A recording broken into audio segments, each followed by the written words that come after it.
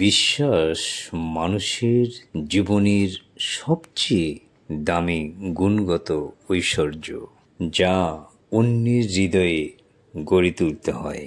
একজন মানুষ অনেক অনেক গুণের বিনিময়ে অন্যের হৃদয়ে বিশ্বাসের বাসা গড়ে তোলে।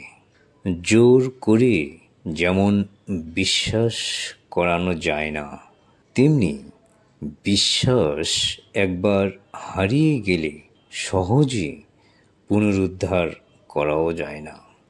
কারো সৎ, দায়িত্বশীল, বিনয়ী আচরণ তাকে বিশ্বাস করতে, অন্যকে আশ্বস্ত করে, উদ্বুদ্ধ করে। এভাবে একটু একটু করে তার কথা আর কাজের মিল তাকে চূড়ান্ত বিশ্বাসীতে পরিণত করে।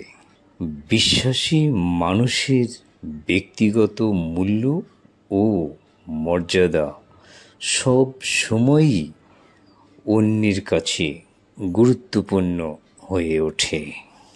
যাকে বিশ্বাস করা যায় না, তার ব্যক্তিত্ব নানা দোষে পুষ্ট থাকে বলেই তাকে সবাই এড়িয়ে চলে।